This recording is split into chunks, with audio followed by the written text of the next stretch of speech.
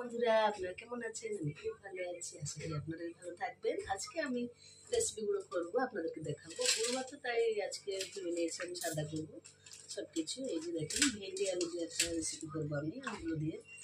আর এই যে ভাজা, আর এই যে আমি পটল ভাজা, আর এগুলো হবে আর চাটনি চাশনি মানে বাটা। এতটুকু হবে, আপনারা দেখতে থাকুন। আমি এরপরে স্টেপ বাই স্টেপ করবো, আলু দিয়ে এগুলো করবো। এটা তো আমার দাদু ভাইয়ের জন্য হবে। তো বন্ধুরা একটু জিরা দিচ্ছি আর একটা দিচ্ছি। আমি এবার ভাজাগুলো করে নেব।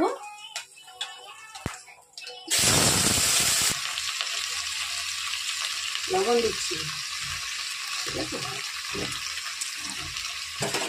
নিচ্ছি। তো বন্ধুরা আমার ভাজাটা হয়ে গেছে, দেখো নামিয়ে নেবো। ভাজাটা এবার নামিয়ে নিচ্ছি আমি। ভাজাটা আমার হয়ে গেলে এবার এই যে পটলটা আমি ভেজে নেব। পটল ভাজার জন্য আমি তেল দিচ্ছি। হলদি লবণটা আমি গলিয়ে নিলাম, ওটা আমি দিয়ে দিচ্ছি। পটলটা আমি সাজিয়ে দিয়েছি, এবার দিয়ে দিচ্ছি। বন্ধুরা আমার ভাজাটা হয়ে গেছে, নামিয়ে নেব। এই যে লঙ্কাটা দিয়ে দিচ্ছি আমি, কালো জিরে দিচ্ছি,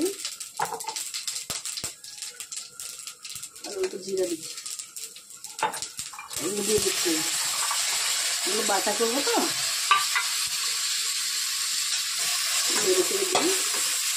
দিয়ে দেবো পানি। আমার বাটার জন্য রেডি হয়ে গেছে, এটা হয়ে গেছে। ভাপিয়ে নিলাম, এবার বেটে নেবো। এবার আমার বাটা হয়ে গেছে। এবার আমি একটু তেল দিচ্ছি, এবার আমি জিরা দিচ্ছি, একটু পেঁয়াজ দিয়ে দিচ্ছি।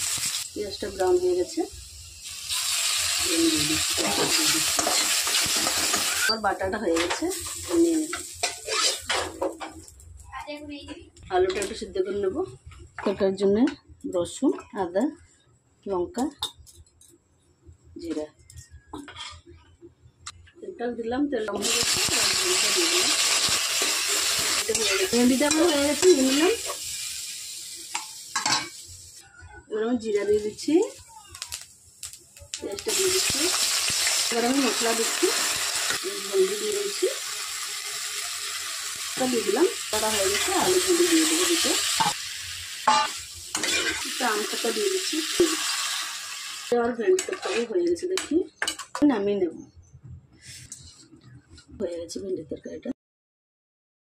হ্যালো বন্ধুরা, এবার আমি স্টার্ট করছি।